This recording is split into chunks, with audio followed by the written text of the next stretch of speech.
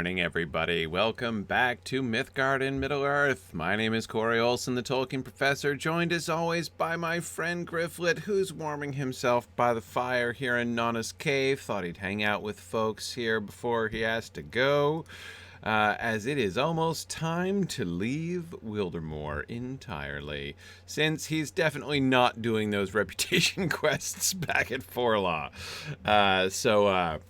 There we are. And he's changed his clothes. Excuse me, he's changed his clothes, of course. He's decided to suit back up in his elite Rohirrim armor, which I can't see very well at all here in this light. That's a little better. There we go. Since he's leaving the frigid cold of Wildermore finally. Not to mention the fact that he's kind of solved that whole winter in Wildermore problem. So, hoping for a little climate change here in Wildermore before too long. Okay, good to see you two kids have come to some kind of arrangement. That's really good, Horn and Nana. All right, it is now time to pursue Horn's other quest that I've been ignoring deliberately for quite some time. Okay. I know not what the rest of us will do, but one path remains a mystery to me. On what path will you walk? Well, that's a good question. Will you come with me to Edoras? I do not ask you to defy Théoden King, my friend. I will understand if our paths must now separate. I would not blame you. That is, most like, the way of wisdom. It is with my heart I make this choice for myself, but I would not presume to make it for you, by head or by heart. His voice is casual, but you can tell from his eyes that worry lurks beneath the surface. With a comforting smile, you tell him that you will accompany him to Edoras. Well, when I'm not herring off to do other quests, Horn, but I will definitely be with you. For the good of Rohan's people, though it be against the command of their king. Horn's relief is tangible and sudden. Gryfflet, you are as great a fool as I am. I am overjoyed to say it. It is for the best that Nana and Corridon will meet up with us later, though it brings me sadness to part from them. 2 men, a hobbit, and an elf, all returning to Edoras against the command of the king, and in the company of a Dunlending girl would be too great an insult. We defy the king, but still seek to be polite. Is this madness? The 2 of us and Gléowine, hooray! Should now travel to Hundbald at the Entwade crossing, and tell him we will not be turned away. Okay. Very good. Okay, all right. So, Holigar, you think we should... Okay, we've got to talk to Hundbald at the Entwade. Oh, I remember that guy. At the crossing, right? Okay, we can do that. In fact, don't I have a map? Am I not carrying a map? Hang on, there's a map. Summons to the Entwade. That's just the map I was looking for. All right. Let's do that. Free up an inventory spot as well.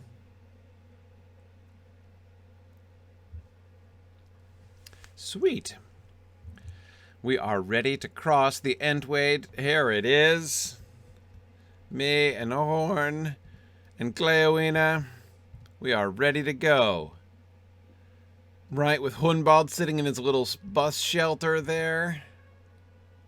And the bridge across the Entwade.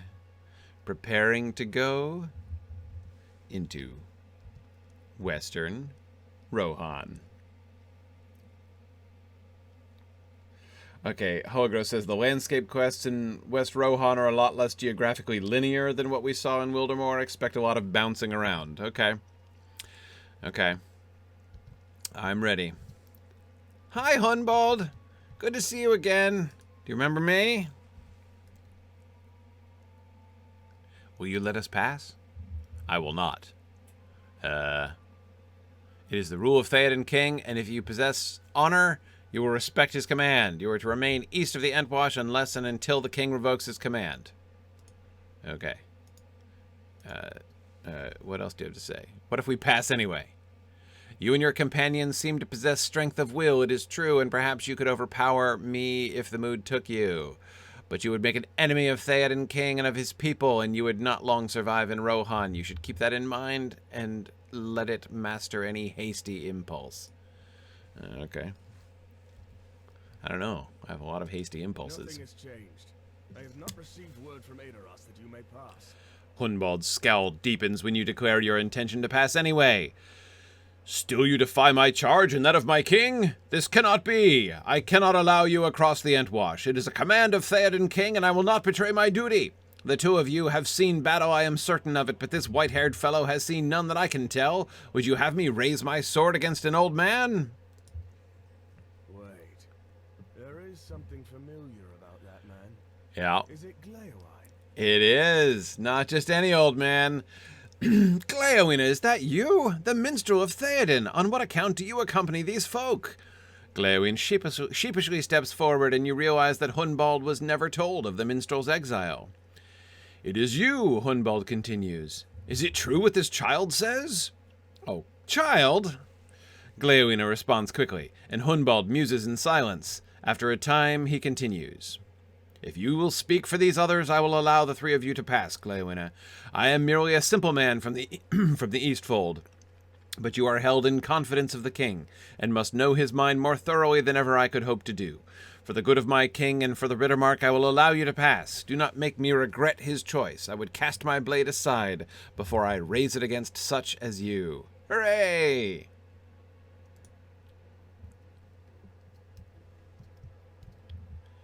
All right. There we go. That's right. I'm with Gléowine. So, okay, so now I've got to ride to the barrows outside the entrance to Edoras. It would be my genuine pleasure to do so.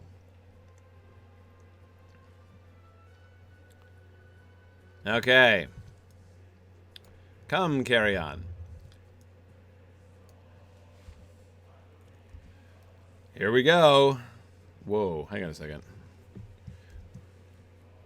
Got some leveling up here. Not ridden my war steed in quite some time. Let's see. Shields will be splintered. Oh yeah, I think I should. I need that one. All right, how about the? Ooh, a new skill.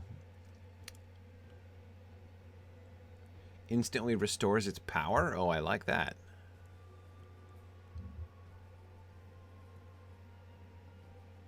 Oh, yeah. Okay. How exciting. Okay.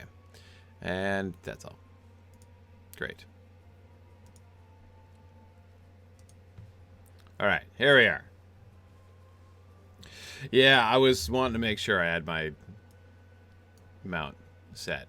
Here we go. Off to the Westamnet.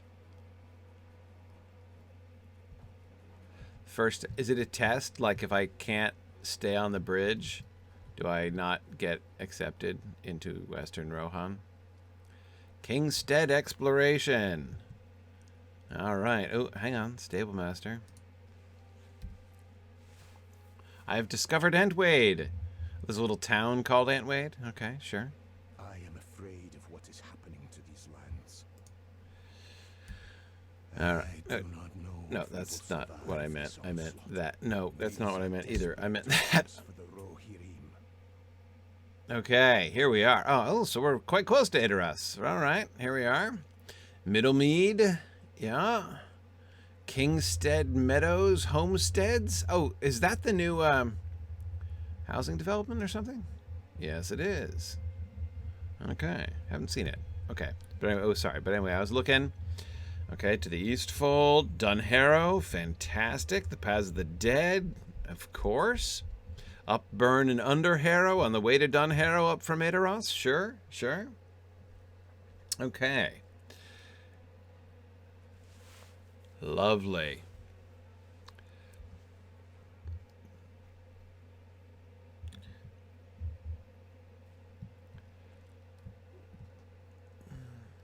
Okay.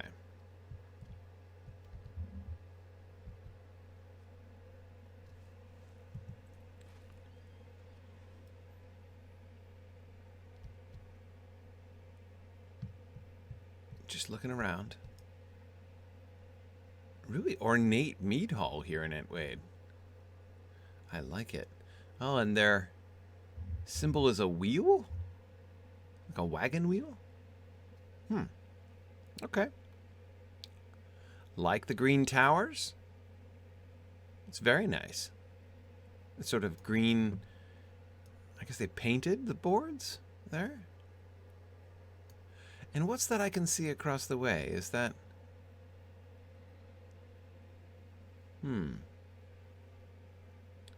Because that is back across the Entwade that I'm looking. Which direction am I pointed?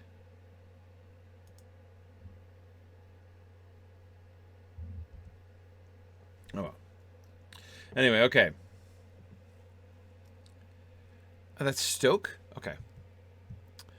Alright, anyway, okay. Onwards! Hard not to have a bit of a look around. Hang on, I should put on my hat. Don't want to...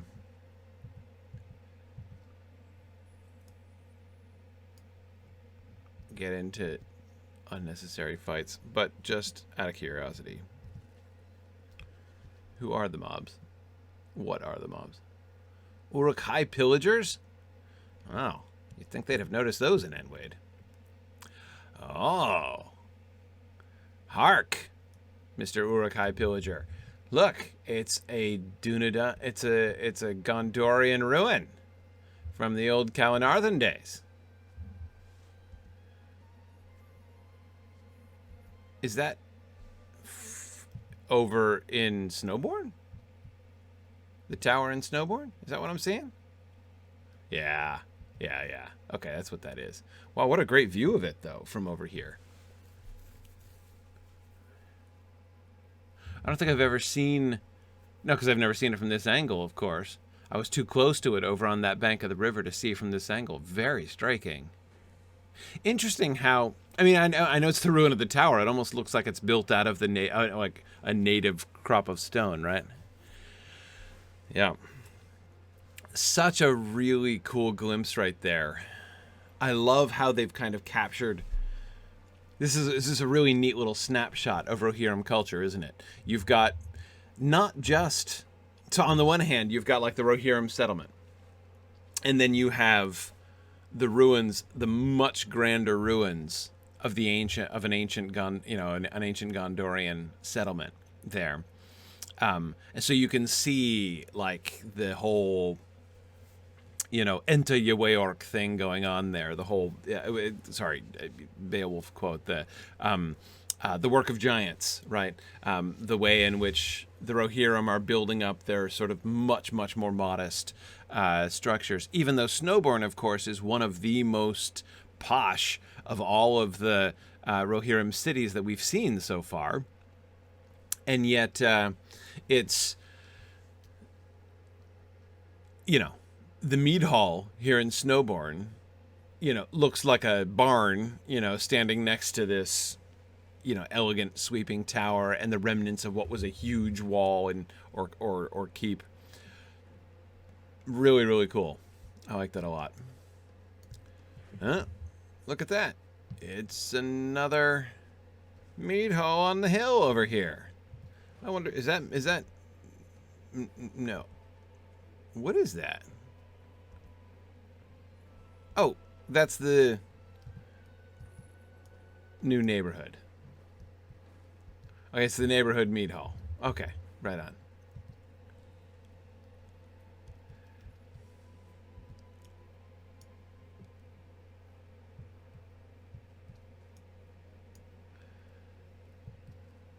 Okay, so that's Kingstead Meadows, huh?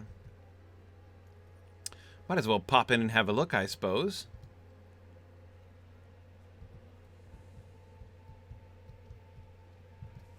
Whoop. Never know when a friendly stable master might come in handy. I am afraid of what is happening to these lands.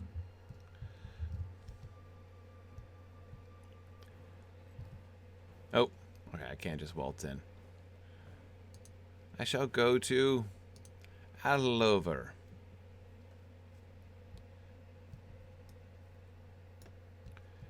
Might as well look about. I've never been here before. Whoa, is that Edoras over there? That's Meduseld, yeah? Of course, I've gotten to see Meduseld before several times. I mean, even Gryfflet has been there. Not to mention Wigand. Okay.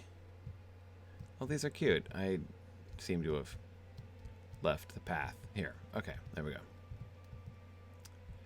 Alright, hey, sorry, don't mean to trespass. Just kind of looking. Oh, cool. Oh, these are adorable. It comes with tents, or do you have to erect your own tents? Oh, yeah, Gryfflet's been thrown out of Edoras before. Yeah, exactly. Exactly. Cool, why don't I go trespassing on lots of other people's private property? But this is nice. It's nice. And it's nice that it's an integrated part of the landscape. You know, like the other homesteads have not been to the same extent.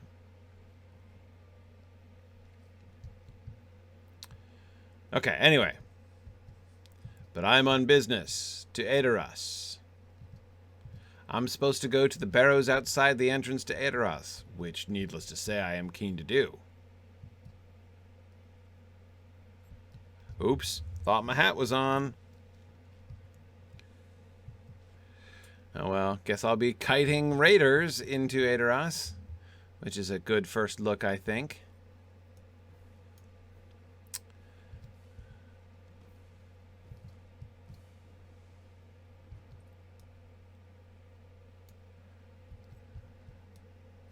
Who's that, a warg?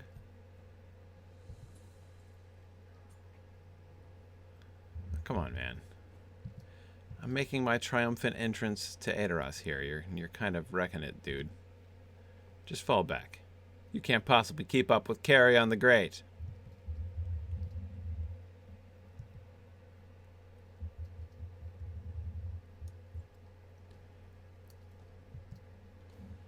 Meduseld in the distance looks excellent.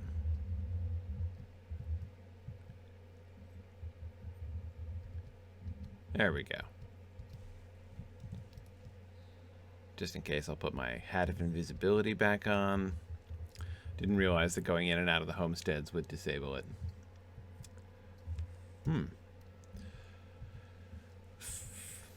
Okay, right, still another view of the homesteads.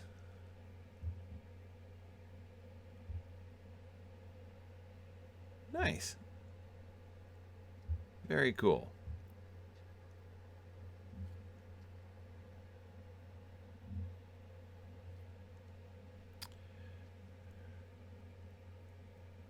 Huh.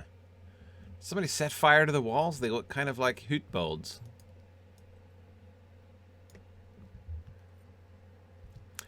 I love the little covered bridge. I'm from New Hampshire. I'm a sucker for a good covered bridge. What are these little ancient stone walls?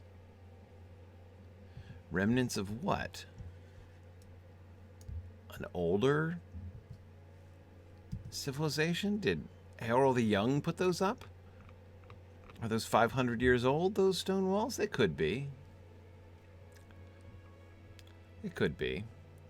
I have a stone wall in my backyard that's probably a couple hundred years old.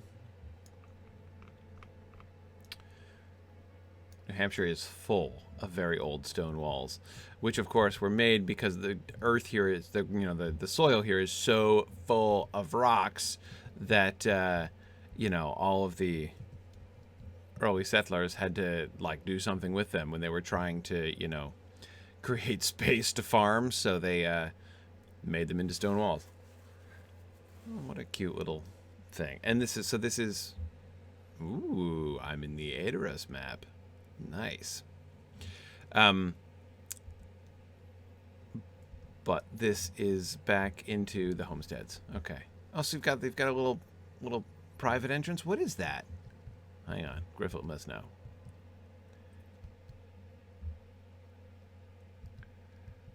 Oh, I love it. Love the little covered bridge. What do we have here? Little memorial? Of whom? Whose memorial is this? Is this part of the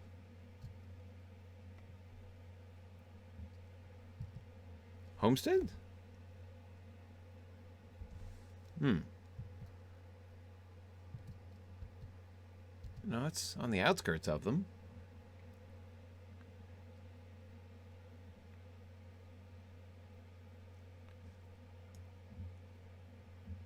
Huh. I get no information here, huh? No floaty text. No sign. It needs a little more signage on this shrine. What's the... okay.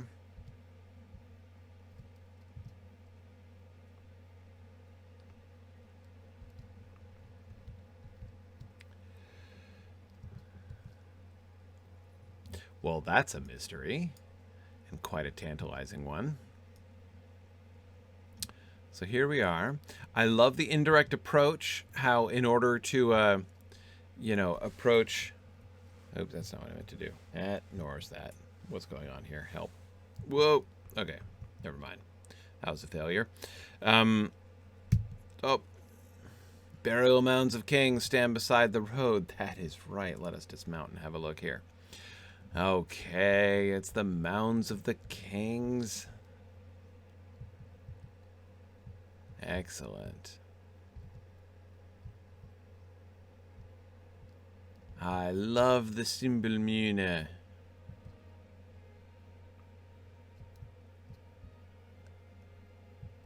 Evermind. Oh, that's great.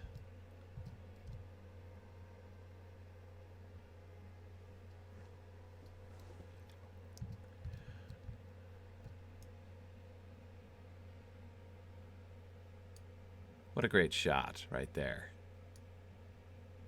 The gates of Edoras, the tombs of the king, Meduseld in the background, the mountains and Dunharrow behind that. Wild horses randomly roaming about. Really cool. Yeah, I was seeing that we've got the names of the kings. Very cool. Very nice.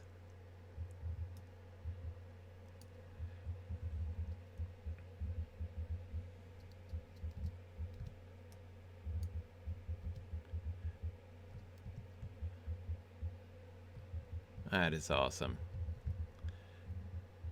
So it's standardized, the 3 horses here.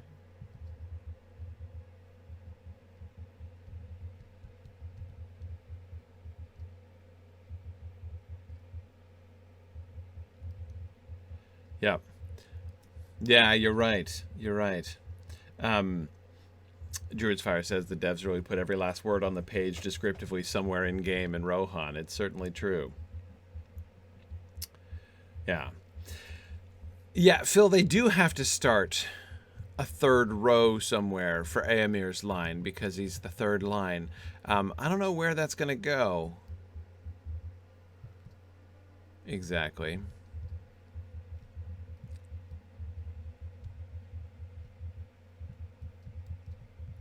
Hey there, Horn. This is awesome. Love the tombs.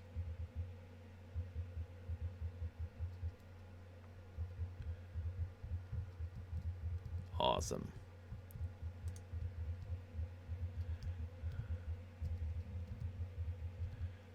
Here we are.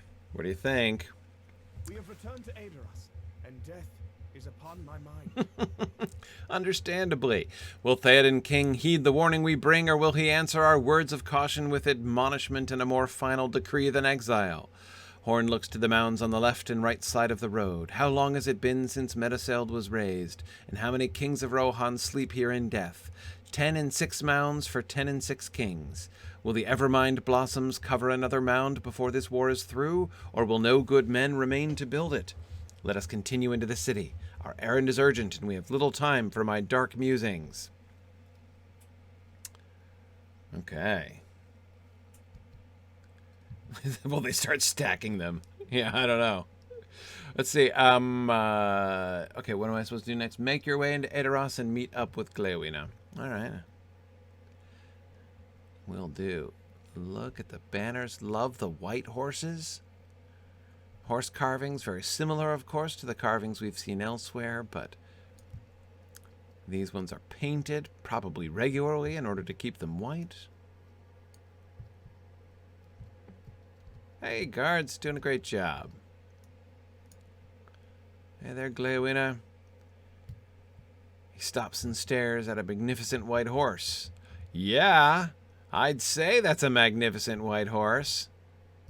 I love the kids standing around. Shadowfax, yay! He's a rock star, right? I mean, talk about your Rohirrim celebrities. Okay, so Gandalf's already here. Fantastic. Horn and I have timed our arrival excellently. We're less likely to get killed now. That's real good. Hang on a second, Gléowine. I'm just going to go chat with that stable master. If I can. Love that the roads aren't really, like, neatly paved here. Like, neatly paved and bordered. Still fairly rough, and the, urban layout not really cunning. It makes the whole town feel sort of more organic, and I do not know if we will survive this onslaught.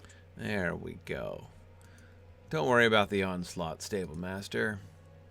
Horn and I are here now.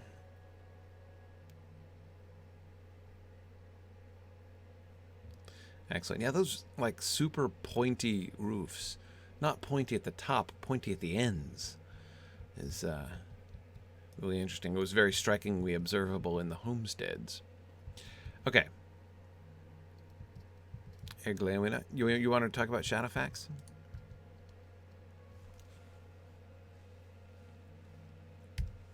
Unless I am very much mistaken, that horse is Shadowfax, Lord of the Maris. I think what you mean is, look at this. Unless I am very much mistaken, that horse is Shadowfax, Lord of the Maris. The king gifted him to Gandalf the Wizard some months ago, rather than against his wishes, truth be known. It seems the horse has found its way back home riderless. The king will be pleased. If he does not already know mighty Shadowfax has returned, that will brighten his countenance for certain. He may be more willing to forgive our defiance of his commands as well. Let us continue onward to the Golden Hall, Gryfflet. I am ready. Okay, very good.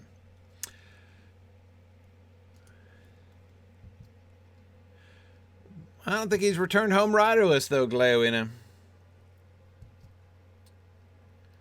I don't think he has. If he were riderless, he'd still be out on the plains. Look how they brought him a basket of apples, because he's Shadowfax. Biggest celebrity in the town. Okay, climb the streets of Edoras. Okay. Can do. Madman Modeler, I promise I'll answer your question today. I got a chance to read your long question, and I'll try to paraphrase it, and you can tell me if I'm paraphrasing it right. But of course, it's kind of hard to interrupt, like, the entrance into Edoras with the lore question just now. But I will definitely try to get there before the end. All right.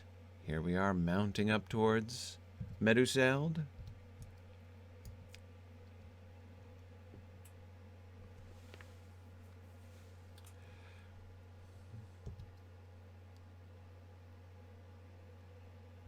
So this is the marketplace up here. So we had a few homes down there. Got a few homes up here. Again, I really like how scattered around it. Ooh. This is not just somebody's house, or is this just a rich house?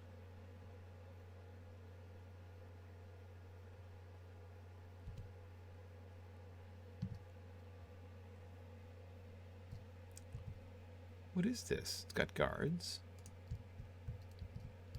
I'm curious. Hang on, let me look around it first here. Got towers. I've got grass growing up here in the chinks. Okay. Oh, this is a lovely view. Right? There's the neighborhood there. The fields to the north. Okay, this is really the outskirts. It's outside the wall. Where's the wall? It's over there. Huh. I mean, I know there's like a cliff here. It's not so dangerous, but it's like a scalable cliff with some effort. Okay. It looks like it could be a house.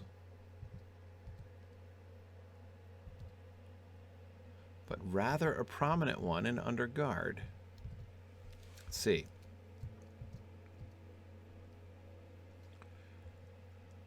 It's a guard. It's the guardhouse. Okay. Uh-oh.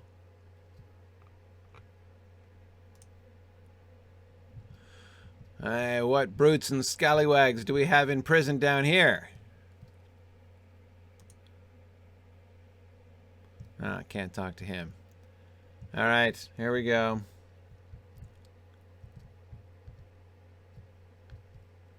Oh, they really, nice to have the beer barrels almost in reach, but not quite in reach of the cells.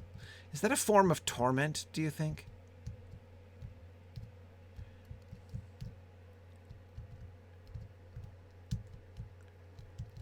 And let's see, a little landing. You can stop for a snack on the way upstairs. Makes sense. Oh, there's a lot of stairs. I'm really committed to the concept now. Oh, and another snack table next to the... Oh. You missed the bed, dude. Hit that beer barrel a little too hard, did we? Bed's right there. You almost made it, man. You almost made it. There's 2 bunks up here? Really? Well, apparently this dude doesn't need one.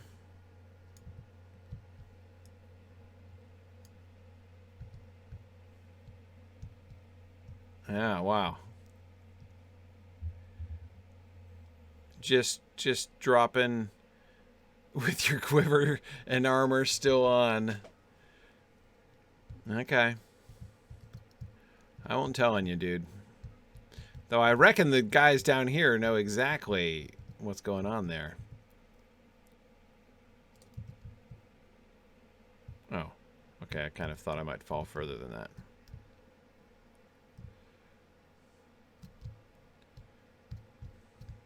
Oh, look, there's a basement too. Wow. Boy, this place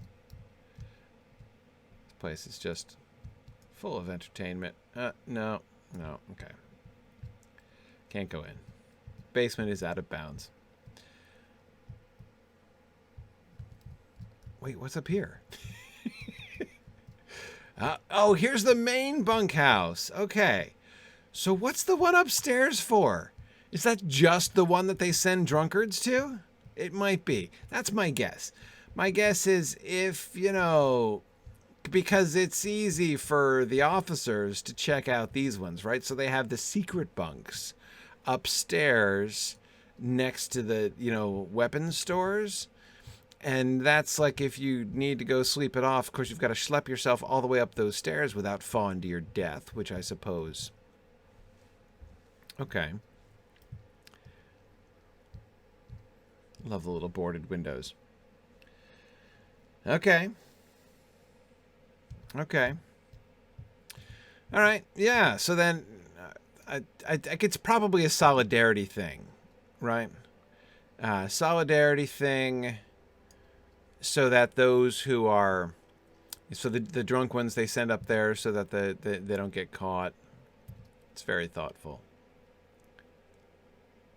My goodness, what an elaborate fountain that is. Now, oh, you're the housing brokers.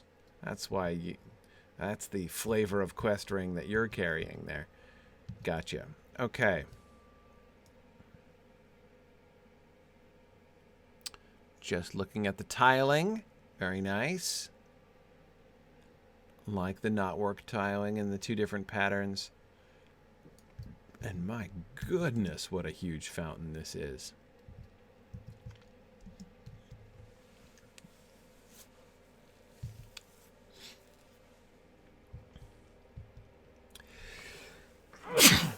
One of the things, excuse me. One of the things that this fountain sort of reminds me of, or makes me think of, is or rather the thing that it induces me to notice, which of course I have been noticing but haven't really been registering or commenting on, is the interesting fact that the Rohirrim artwork is so horse-centered, or rather so exclusively horse-centered. And what I mean by that is not just that they depict almost nothing but horses. That doesn't seem surprising at all. What I mean is they don't depict people. It would be easy for a horse culture like this to have its symbol be like a warrior on horseback, right? But their symbol is just the horse, and their art all over the place is horses, such as these, right, in dramatic and often aggressive poses, like the hooves of this particular horse in particular seem rather offensively minded, but they don't depict warriors on horseback, you know, like they very well might. They're focused actually on the horses themselves, and it makes me think, of course, of the ways in which the horses are roaming free in Rohan. It suggests to me a kind of a real love for the horses, not just a commitment, you know, to them being tools or something like that, but a different kind of relationship with them. These flower boxes are just lovely. Love the knotwork on those white pillars, too. Yeah, lots of ornate work, despite, as I say, the slipshod paving and poor civic design. I mean, street layouts and stuff like that, which, again, I of which I wholly approve. Because that does seem to me exactly what Edoras should look like. They weren't great urban planners, you know, the Rohirrim.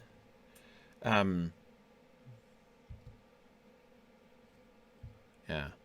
Oh, who's the sad-looking lady? Yeah, I don't know. Widow, I'm guessing.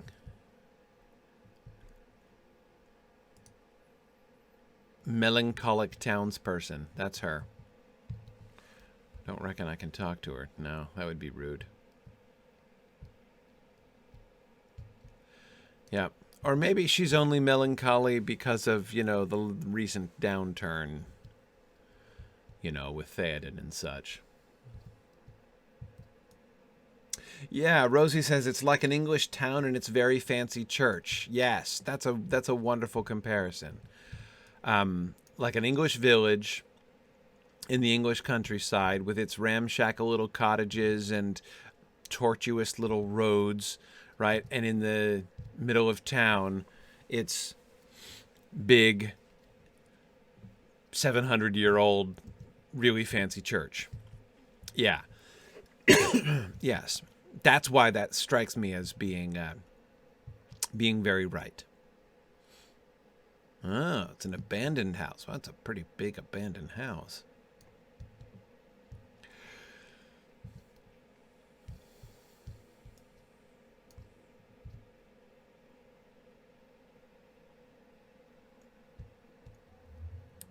Okay, from here we're up on top of the fountain now. Who's this sharp dresser? Bitred, huh? All right.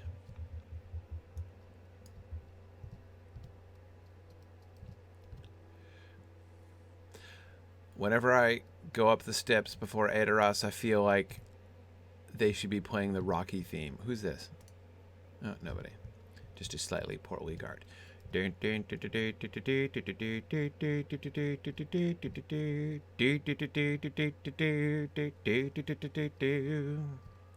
Sorry. I lived in Philly for several years. It looks very much like the art museum in Philadelphia stairs. Okay. Nice. Look at that guardhouse. You can almost hear the snores of the drunken guard in the top bedroom. Okay. And now we've got the expansion over there. Rival mead hall. Oh, wow, look at the high seats. Oh, that is something. It's like little Amon Hen and Amon Claw over here. Oh, it's too bad there's somebody sitting there. I would love to sit there. That'd be fun. So they sit with their swords on their laps. Very formal.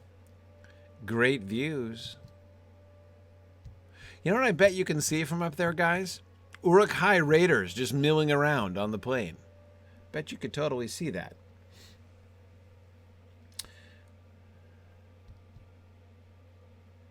Yeah, so the actual significance of these seats, I mean, I think they're formal guard seats.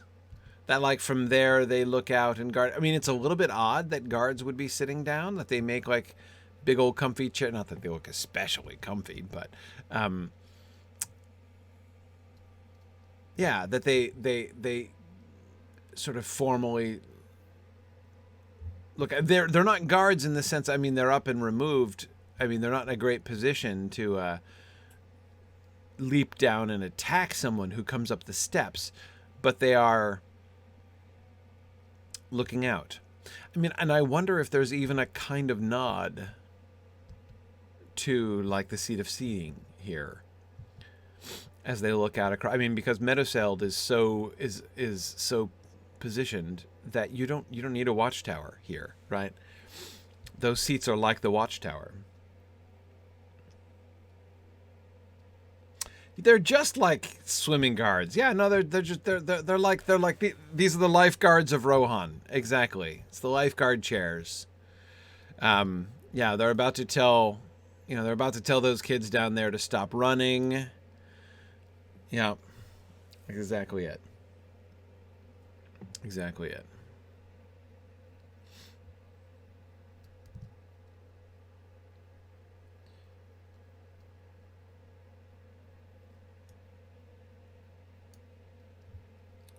If anyone starts drowning in the fountain, they'll spring into action.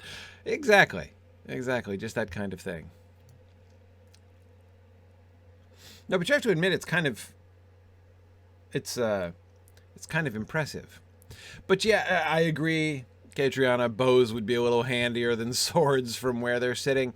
But yeah, but again, their function, right, is not to be a line of defense. They're watchmen.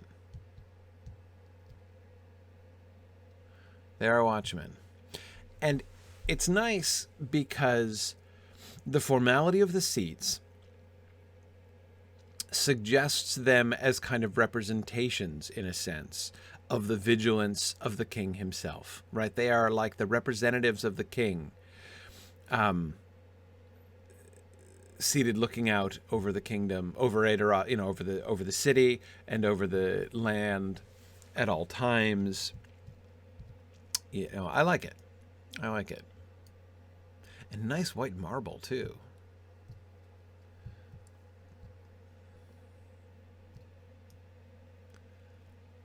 Man, the facade of Meduseld. Yeah, that like rose window structure up there. I don't think it's a window, but still gorgeous. Sorry. Got some dust down here or something. Okay. Are those gems on the pillars? Man. This place is not called the Golden Hall for nothing.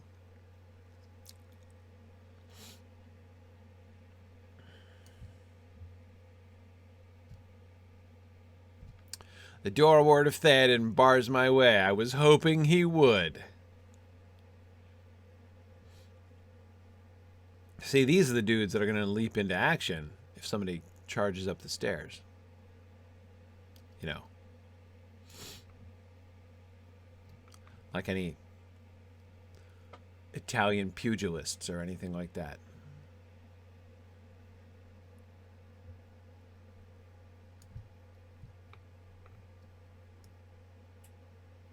Sorry, just looking at the pillars a little closer up. Oh, green beams around the edges. Very fetching. Hi, Háma. You're a celebrity, Háma. I love Háma's receding hairline.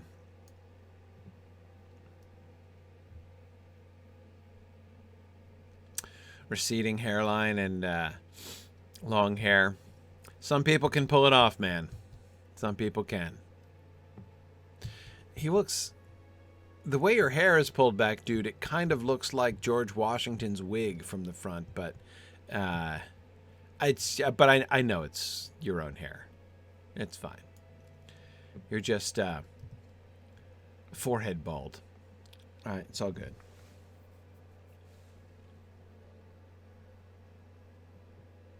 Excellent. Yeah, you found the passage. Up the green terrace went a stair of stone, high and broad, and on either side of the topmost step were stone-hewn seats.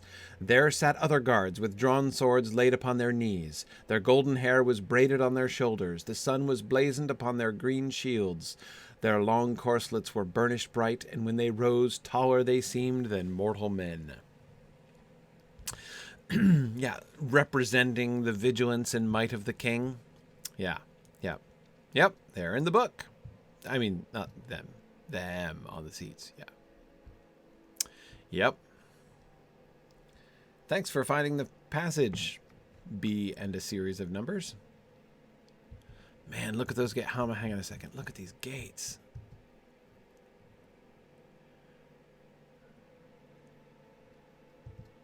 Oh, man. That is amazing, the knotwork.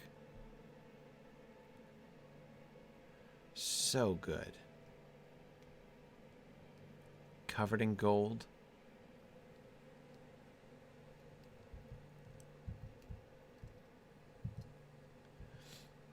Really gorgeous.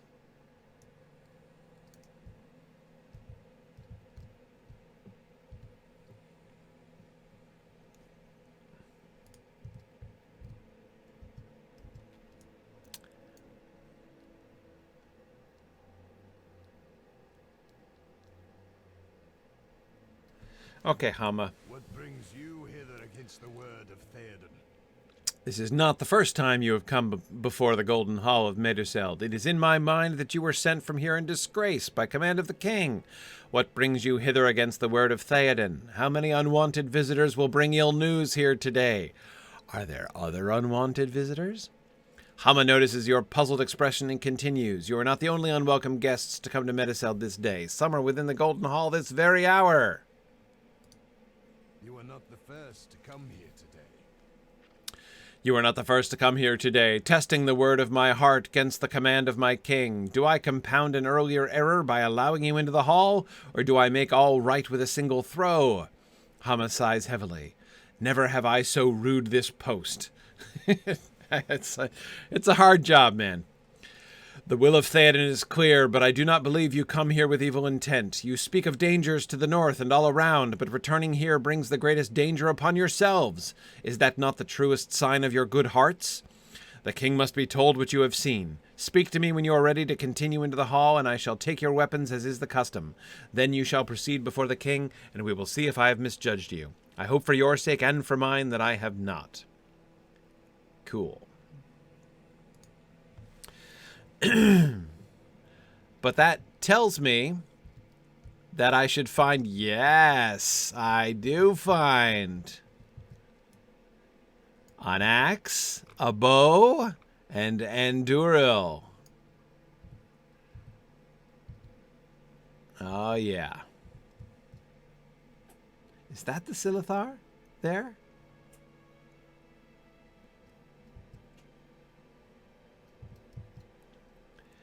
Yeah. When he said this very hour, I'm like, well, where is that? My immediate thought was, where are the weapons? They have to be there. And there indeed they are.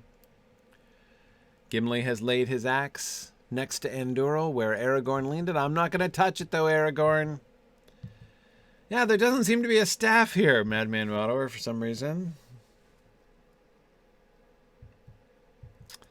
That was a bit of an oversight. Bit of an oversight, perhaps, Háma. If you are willing, I will take your weapons and Sure. bring you before the king. Know this, once you step beneath the roof of Meduseld, all chances to repent of your defiance are gone. No, I don't repent.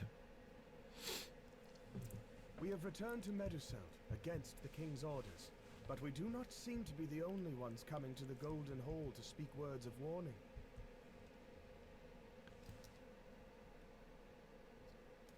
Yeah, no,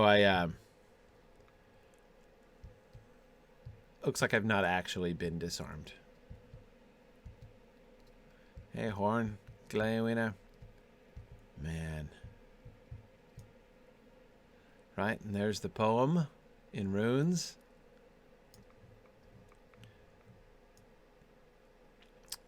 Yeah, that Chris Pearson and Mike Trout did. Awesome. So cool.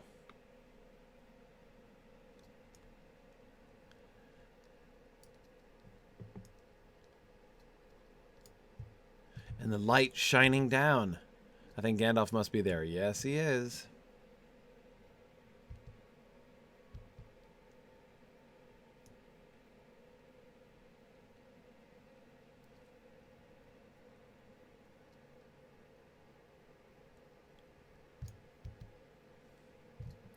You're right, Edith. That was an oversight. Glamdring should be there too.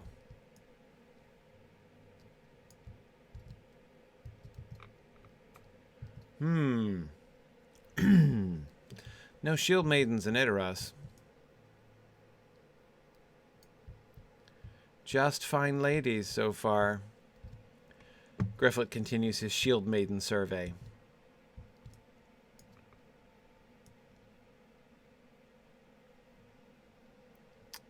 That is a famous Anglo-Saxon design. Arg. Yeah, that.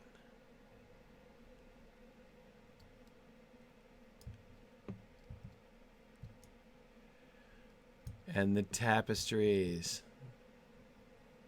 Ah, Helm Hammerhand. Boom. Nice action shot.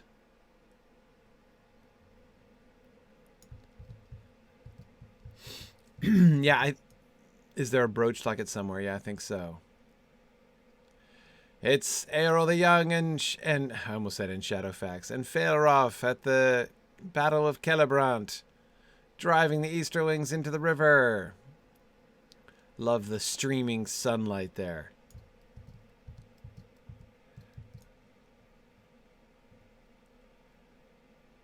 Oh! It's the retaking of Meduseld.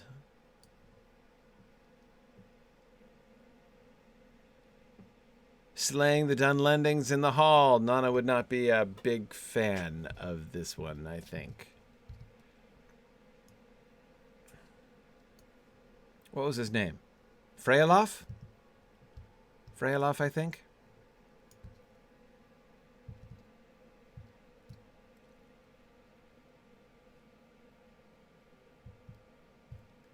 Wait, which one is Aldor the Old?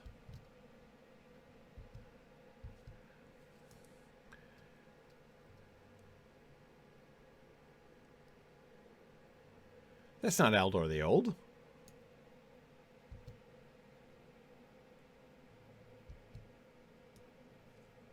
Next to Helm? What, this one is Aldor the Old? Whatever.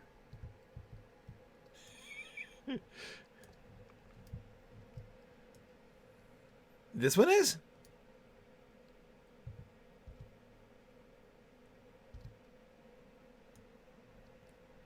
What's he doing?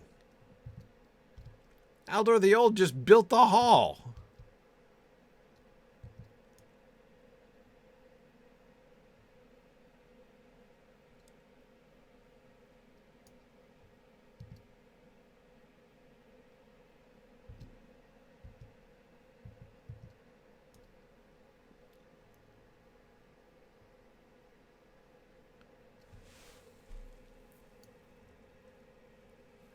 Yeah, the guy riding a white horse with no saddle?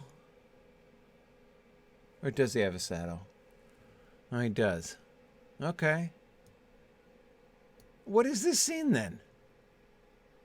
Eldor the Old didn't have this kind of battle to fight. Drives away the Dunlendings, huh? Oh. I don't remember references to that.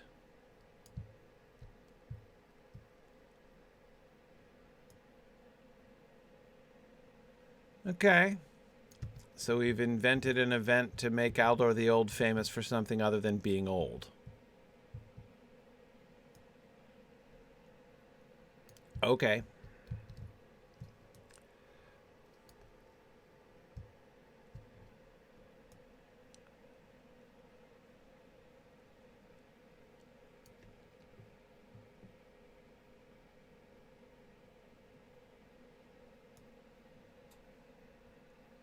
This is Eorl the Young?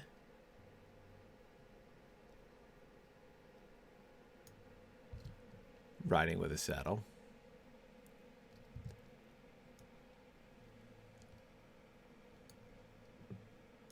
Standing in the river. Wades over the great river. Like you do, I guess. So is this the... That's the one that's mentioned in the book. That is the image. Or is there another image that we can see? No. Ceiling is a little lower than I expected, actually.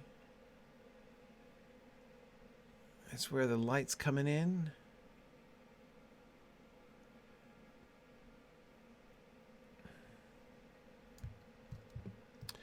The book okay, right, so we've got the light shining in. That's what I was looking for, light shining in upon Eorl the Young. I guess it is shining in the direction of that tapestry. Okay.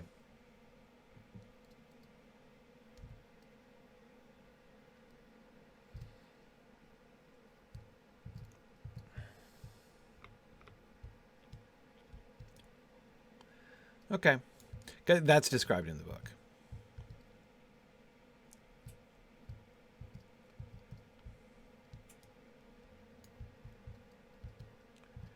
Okay. Be right with you, Horn and Gléowine.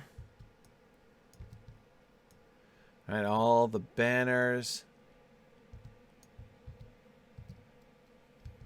Wait a second. Where's the other tapestry? Here we go. Here we go.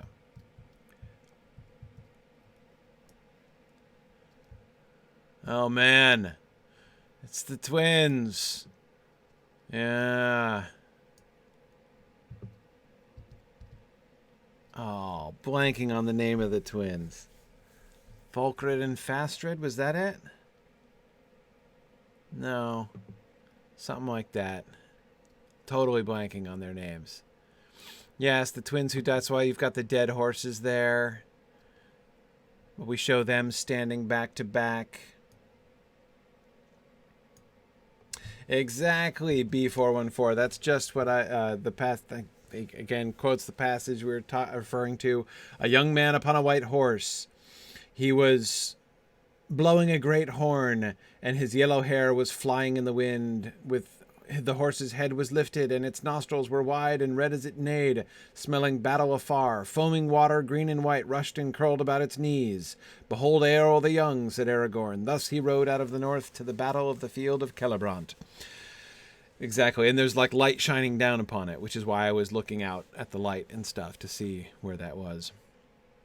Notice how the little archers are all pointed up towards them, and the ones on the backs of the elephants, right, as they loom large in the middle, not to mention that, the Mumakil, who probably just sneaked right up on them. They weren't even looking. See, like they're not even looking at the Mumak because that's so easy to happen. When Mumakil just like spring out of the bushes at you. That is totally what has obviously happened here. So we've got the enemies focusing on them. They're about to die, and yet we don't see them wounded. We see them standing together, though the deaths of their horses is there to sort of clearly indicate that they're about to die. Sort of their horses are kind of their stand-ins there. They want to show them dead. Yeah. Fulcrid and Fastard, I was right! Dude! Awesome. Okay. Yes. Yes. Of course, they died down near Mordor.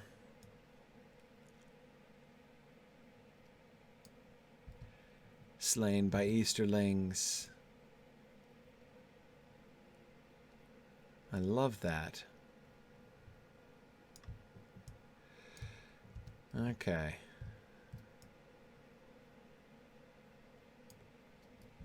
Ah.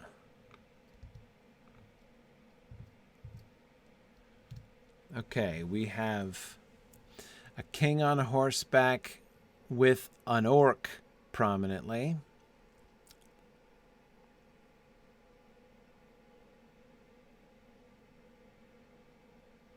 This would be either the king who hunted out all of the orcs out of the White Mountains and then celebrated by being killed by a boar, the Boar of Everholt, or it's the king before him who is killed by the orcs. Britta slays the chieftain of the White Mountain Orcs. Okay, yeah, so it's the commemoration of the slaying of the orcs. Yeah. Yeah.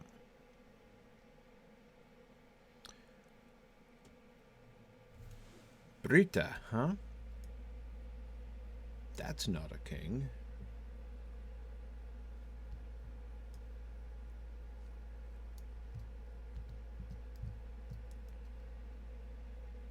Yeah, this guy.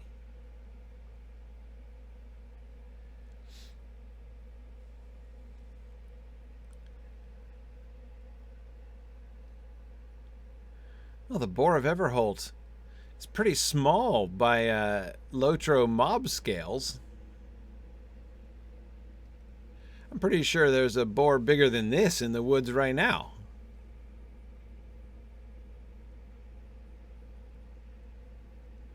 Right, and you can kind of see that he's goring him, yet all the blood is emerging from the boar. That's right, Folka. I was blanking on his name too. That's right. Folka and the Boar of Everholt.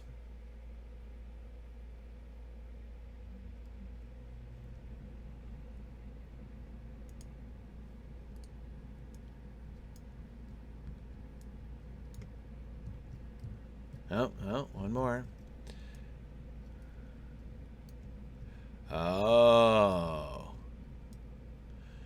Yeah, the giving of the keys of Isengard to Saruman. Yeah. Yeah, in retrospect, right? Kind of want to do over on that one.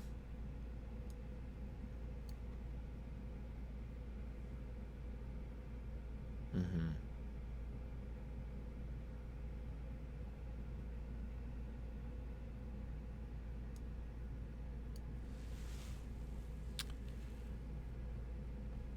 Yeah, so that's Beren, right. Yeah, Beren the Steward of Gondor. Yeah, you can tell he's not Rohirrim. But the whole thing is kind of watched over and solemnized by the Rohirrim horses. Yeah. Yeah, they may be taking this tapestry down. Yeah. Well, it's still an important piece of history. Okay, alright, here we are. Alright, sorry to keep y'all waiting. What time is it? We still got time. Don't worry, Madman Modeler. I'm gonna do it. I promise you.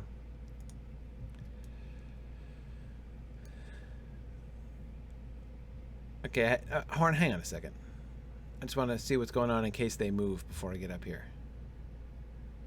So those guys on the outside were the guys who were seated on great seats of stone who looked larger than mortal men.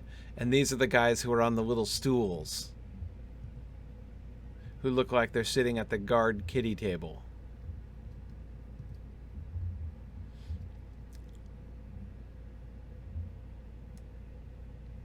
Just enjoying the view.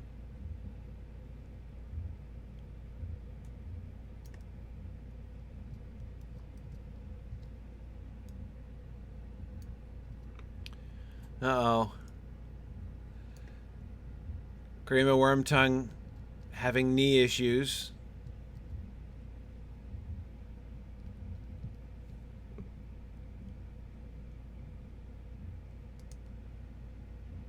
Eowyn. Eowyn, are you wearing your wedding clothes? You are. You're wearing your starry mantle. You don't have that yet.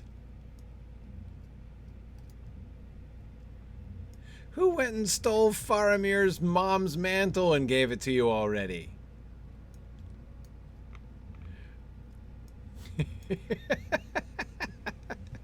Still, you know, I can't blame you. It's awful nice.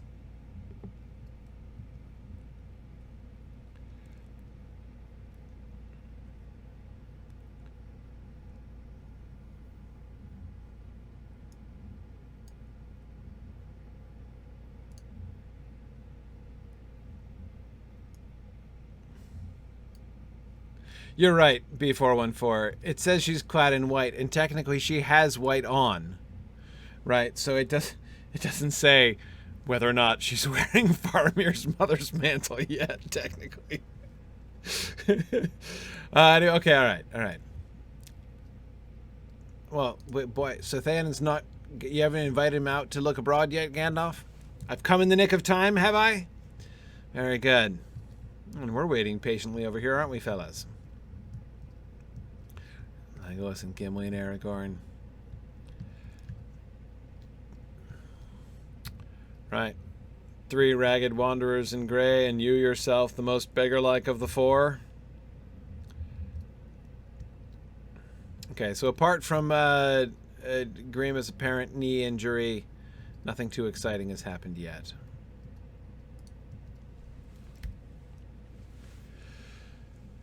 We are not alone in the hall, Théoden. Hall of Théoden, Gryfflet. Right, yes, okay. Let us approach and see who has the ear of the king, but we will interfere only if it be in the interest of Rohan to do so. Spoiler, it won't. A hush hangs over the hall. Oh, nice. We get the whole thing. I have returned, and I bring warning and wise counsel. That's right. A storm is brewing. All good people must stand together or be destroyed. Storm already hit Wildermore, but don't let me interrupt.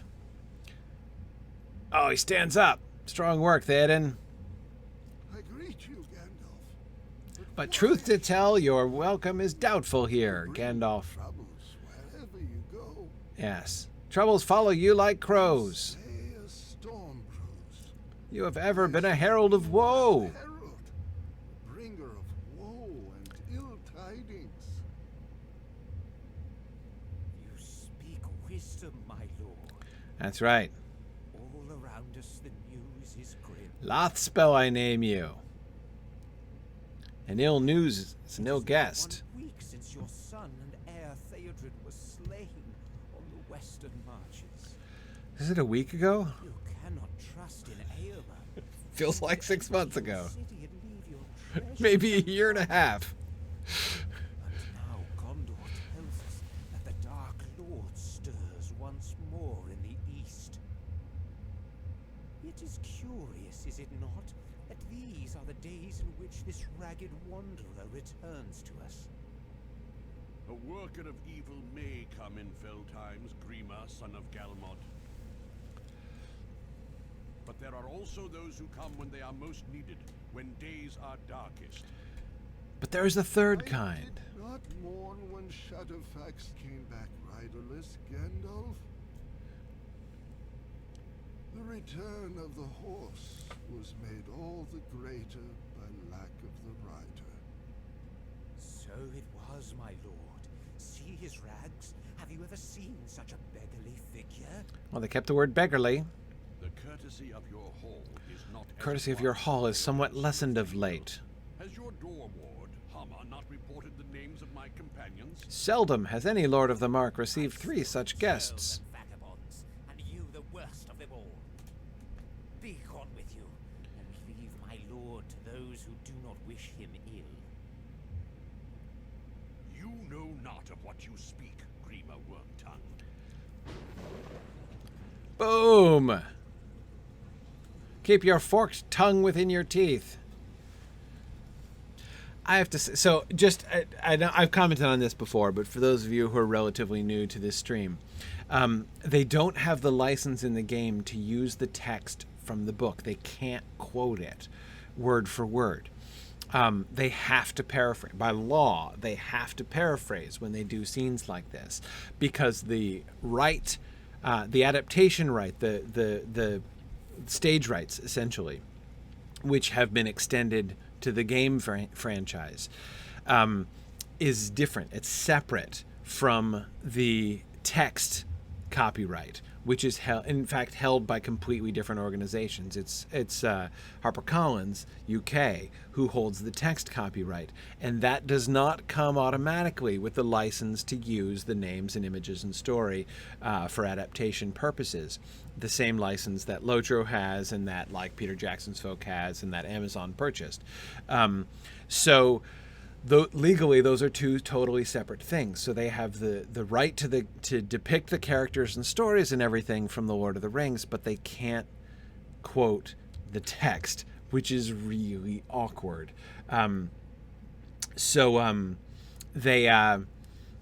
They in scenes like this, it's especially kind of painful, right? And I say painful, I mean, I don't mean any slight. I really admire the work that the writers have done here. I would not want that job. I don't know how I could do it. I mean, like, how you can have them say what they say in the book but not use the words of the book, especially in an iconic moment like this, where, you know, the lines are, I mean, as I was quoting the lines from the book as they were going. You know, those are, like, obviously have made a big impression on me. But they do, yeah, B414, they slip in enough. Like, I love the when they retain the use of words, like you'll notice how they used the word beggarly, as I was pointing out. They removed it, right? It was that last statement that Grima makes, that the word beggarly, you know, and you yourself the most beggar-like of the four, as I quoted earlier. But he took the word beggarly and moved it earlier on. And there Gandalf has thrown off his gray rags and revealed his whites underneath. Yeah.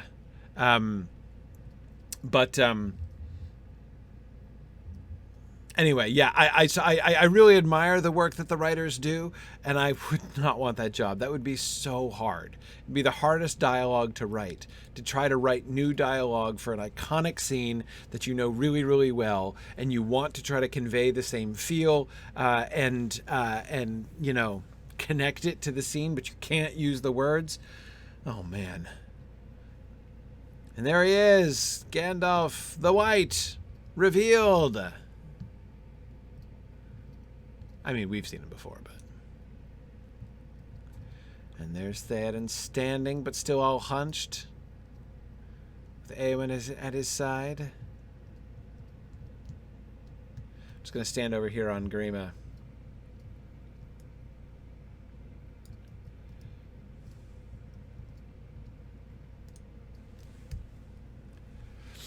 Ah, glad you made it here from Wildermore so quickly, but I will need to hear your report of that land another time. Actually, I came to report to Théoden, but it's all cool. Keep an eye on Grima, if you would. He is slippery, and I fear he may intend further harm to the king. Whether he can work him greater harm than he has already performed is a question for which I have no answer. Stay on your guard. Okay. Théoden, I offer you my counsel, if you would have it. I have ever been a friend to the House of Eowyn, and would not see it come to its ending. Nor would I, Gandalf. But it is so dark. I bid you come forth and look abroad. No, my friend.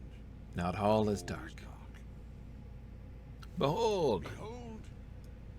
Beyond your darkened windows, there is light. The skies shine above, as they always have. Nice. Will you heed me? The skies shine above. Almost a reference to Sam's See the star. shadows for what they are, Gandalf. They are fleeting, Love that. grim memory. How came this to be?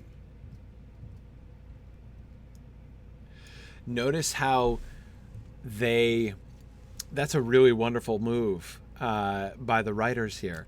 Notice how the Standing Stone writers have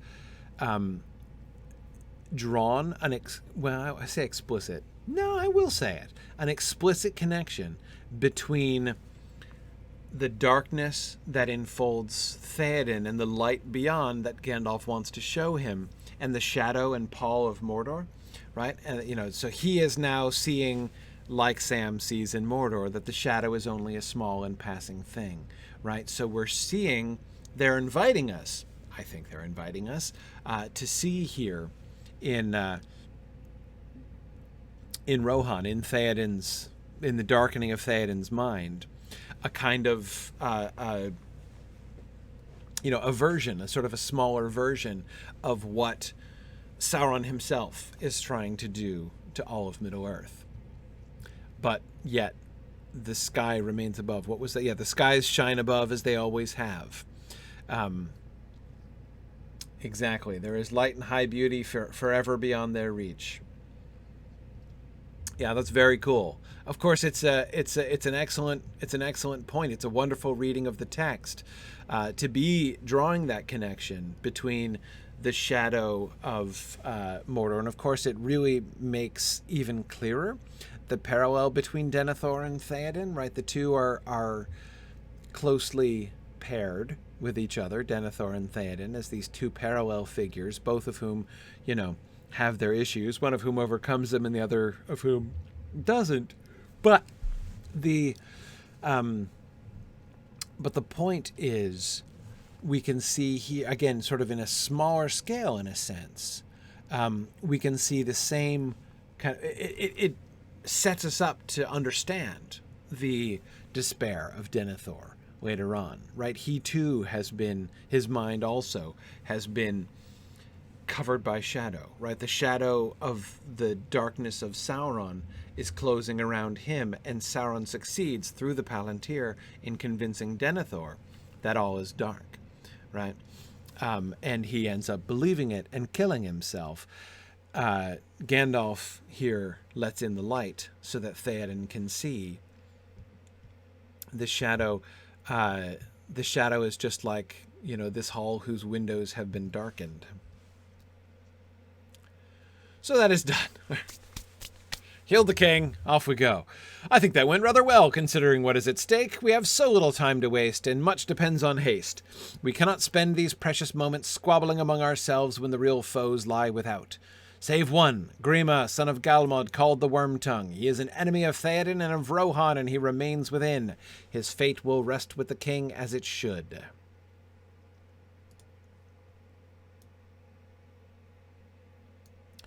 Okay, I was keeping an eye on him, Gandalf, but he's not looking too spunky right now. Rohan and Théoden are not free of danger yet. Still, we have work to do. I figured that would be the case. Hey, everybody. Good to see you again, Legolas and Gimli. Aragorn. Oh, you got your sword back. Hey! So that was Glamdring out there.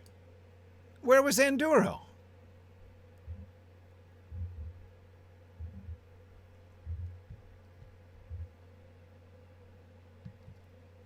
Oh, man. I thought that was Andúril. I had forgotten what it looked like. I hadn't seen it up close in so long. Right, there's this nice Lothlorien sheath. That must be the Silithar, then. Huh, okay, so that was Glamdring out there. Where was Andúril? I missed it. Had to have been somewhere. Might have been on the other side. But I thought Gimli put his axe next to it. Oh, there's Grima. He's back. His knee looks better. Hi, Eowyn. Still in your wedding outfit. Very naughty. Very naughty. And there's Théoden standing tall.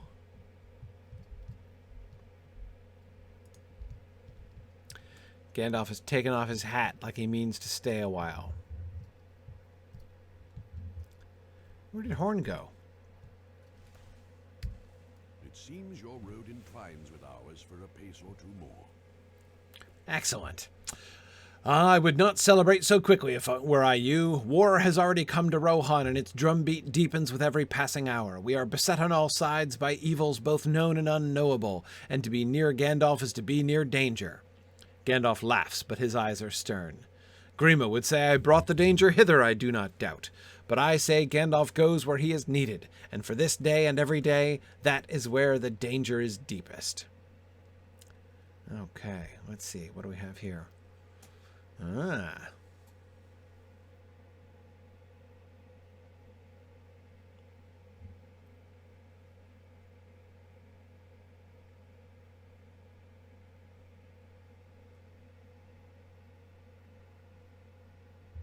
Okay, go with this one. Much has transpired since last we met, but my companions can give their account. My own would take too long to tell, and from any other would beggar belief.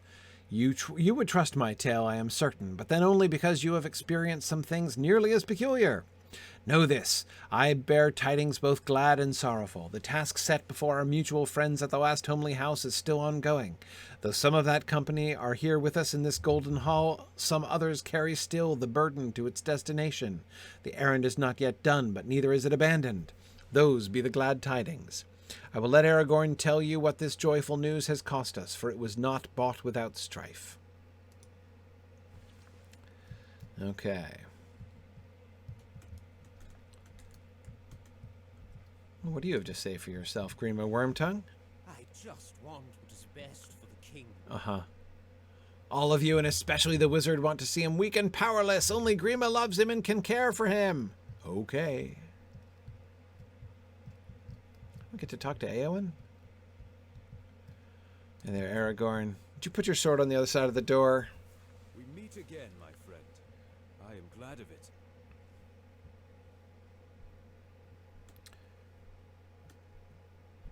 Hey, Holmes Aggie, I see your question. No Tolkien question is outside the scope of this stream. I answer any questions here, including Madman Modeler's question that I promised to answer this week and will. Sorry, I'm not answering many more questions this week, but again, like, dude. Edoras. We meet again, my friend. I am glad of it, for it seems there is a shortage of friendly faces in this land. One man of honor I met, and he was imprisoned for his kindness to me. You press Aragorn on the matter of Gandalf's cryptic words, and the ranger's face falls. Gandalf gives you the joyful tidings and leaves the ill news to me. It has been 1 week since our fellowship was sundered on Parthgallen along the banks of the Anduin. Boromir of Gondor fell there. He gave his life protecting the halflings Meriadoc and Peregrine, but they were borne away by great orcs of Saruman. Others went another way. I had to make a choice, and I chose it. We would not abandon Merry and Pippin. Dude, I could give you more news about this than you have, I think. I am well briefed. I thoroughly explored Parthgallen after you guys left. I do not know if I chose aright. The orcs were destroyed before our pursuit ended, and Gandalf tells me the hobbits found safety. Yep, saw them too.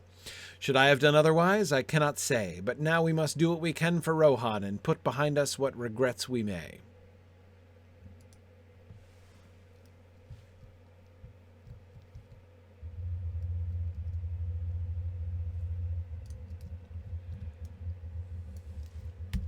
It is good to see you again, for we are met on the very precipice of danger. Ethelot, I didn't even hear about that.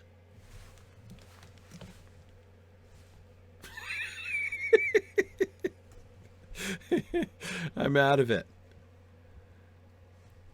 Eminem just dropped a B-side to Music to Be Murdered By today? Holy cow. Talk about news. I'll get back to you. Haven't listened to it yet, but I certainly shall. It is good to see you again, Legolas, I agree. Though we are met on the very precipice of danger. How have you fared since last we spoke? Oh, you know, when did we last speak, Legolas? Lorien? Wow. Yeah, I've been up to quite a bit since then. You tell Legolas of your adventures, and his light laughter breezily flies around the hall. What is it that your people say? You have gone from the frying pan into the flames, and the frying pan was hot enough. You have had adventures to spare, Gryfflet. It seems we all have done. I am glad your own journey brought you to Fangorn, as did mine. I could spend years exploring beneath its canopy, never feeling the passage of time, were it not for the pull of that which moves my feet. Once our friends are safe, perhaps I will follow that pull to where it leads. Legolas notices your quizzical expression, and his usual laughter melts away. The sea, Gryfflet, he responds. I speak of the sea. He's feeling the call of the sea even before hearing the gulls? That, I suppose, makes sense. The song only says that his heart won't rest in the forest anymore when he hears the gulls. What do you think, Gimli? A number of orc skulls since we last met, but it is not enough. I have cloven an insufficient number of orc skulls. It has been several weeks since we last met. Several weeks, or many months. What have you done with the time? I have cloven a number of orc skulls, but not enough to satisfy my hatred of the beasts. Beasts? What a fascinating word you use there, Gimli. Some of their ilk led us on a merry chase across much of Rohan, and my chest fills with pride to tell you I outpaced even Legolas on that race. I may have been winded, true, but Gimli, Glowin's son, did not abandon the pursuit without need. When we caught up with the Uruk band at last, they had already been slain by men of Rohan. It has been 2 days since our pursuit ended, and I have nearly caught my breath again. I have never run so far or fast in all my days, and I would be content to stay in one place for the rest of them if that place were a mountain with good stone and deep roots. I hope you find a place with good roots soon.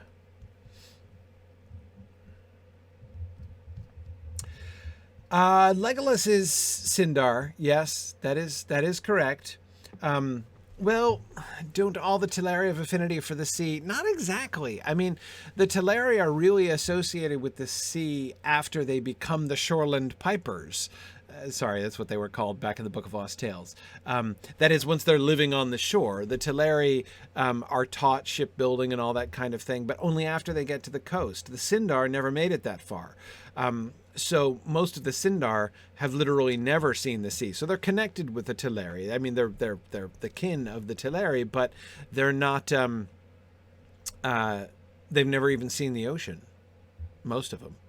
I mean, unless they've made it like a day trip since then. The Solo Simpi, yes, exactly. Sounds like a rugby team, the Shoreland Pipers. I'm telling you, if there were a rugby team called the Shoreland Pipers, I would be a fan. I would get a poster. I really would. Yeah. So similarly, the Sylvan Elves, again, probably not even that curious, but all elves are drawn to the sea. It's like the, sort of like the call of the Valar to join them, which they still sort of hear. Or something. I mean, this Elven home. It's called Elven home for a reason, right? Where they go. What do you think, Théoden? Excuse me, I mean, Your Majesty? I feel as if a heavy shroud has been lifted from my sight. It's almost like it has. My days were filled with dark dreams, and my nights were no different. What foul craft of Grima's is to blame? A great question, Théoden. No, not his doing alone. It was my weakness that allowed him so to dominate my mind. No longer. I am myself again, and free of his whisperings. It is well that Gandalf arrived here when he did, and that Háma allowed him to pass the threshold. That transgression I will forgive. Grima may have intended further mischief. Indeed, I am certain of it. Leave Meduseld and speak to Háma. Tell him I want Grima's chambers searched and my sister son Éomer released from imprisonment. These actions were poorly done and must be righted. Excellent.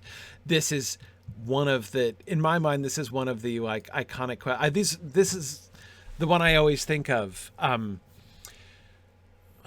when thinking about the how the whole concept of Lotro as a game works, right? The way in which everything that gets alluded to in the text of The Lord of the Rings, but we're not told exactly who did it, how the PC always gets sent to do it, right? The two things that always come to my mind were, someone goes to fetch the king's sword, right? And of course, no, but we're not said who it was, and of course it's the PCs in the game, and the other is the scouts in Rivendell, right? Scouts were sent out, and of course we're one of the scouts that get sent out.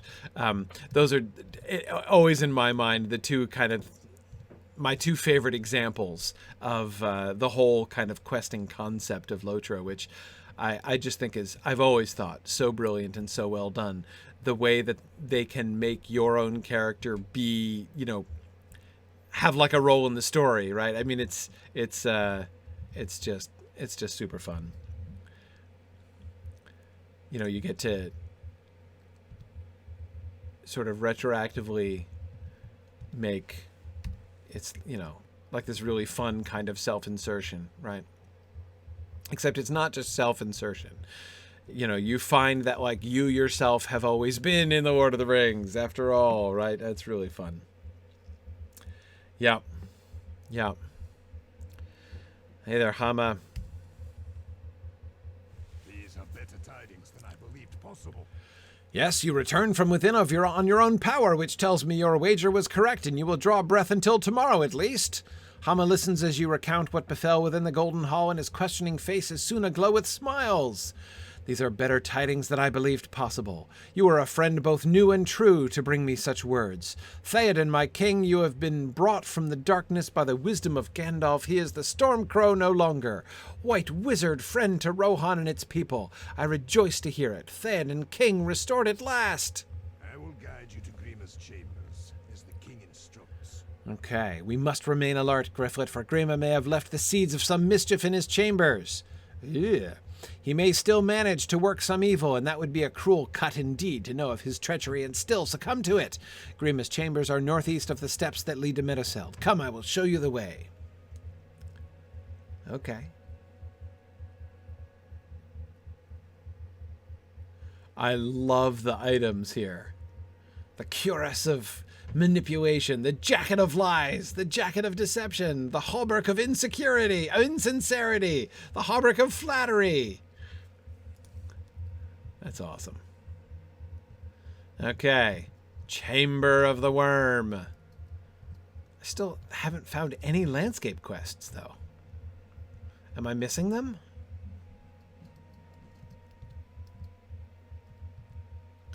It's been epic only.